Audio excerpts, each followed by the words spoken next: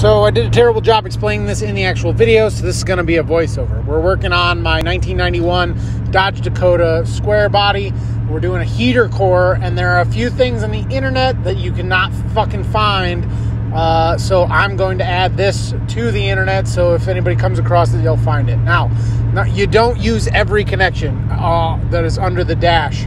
Some of them are for accessories that are or options that you might not have on your particular Dakota.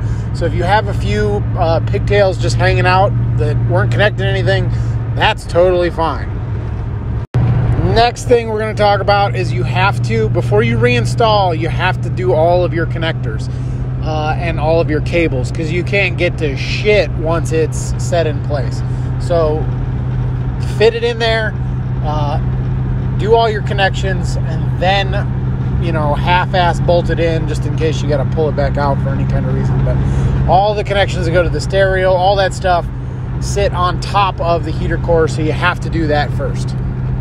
If I had to guess as to why some people think you have to take the whole dash off to get to it, it's probably because they can't get to these 4 bolts. There's 4 bolts that hold this in. They go through the firewall. There's 1 there, and there's 3 on this side. They're hard to get to in this vehicle, and if you have different options like cruise control and shit, it's probably even harder to get to. So that might be why. But definitely undo those, and that shit should come out. Here's those 4 bolts with the heater core out.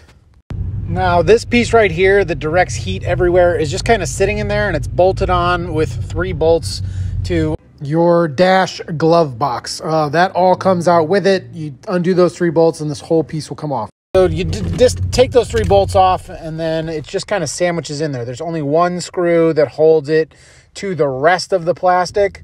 So when you take your dash off, that should come with it. Okay, moving on to something else that nobody tells you on the internet. The piece that goes up here that directs air out of that vent right there has to go in after. You can't put it in before. You just kind of got to sandwich it between its mounting bolt or its mounting spot and the heater core and jam it up in there. That's the only way to do it.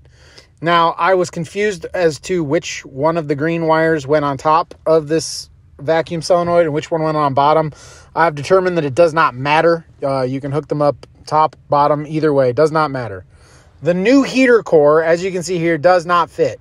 It's about a ½ inch taller than the old one, so you're going to have a gap there. I just used Stego tape and taped that gap shut so that I get a good seal and don't blow heat out of that area. And finally, the reason I'm making this video is because this actuator, this vacuum actuator that opens the blend door, I totally forgot where this went when I took it off. So I wanted to make this video so that everybody knows where it goes.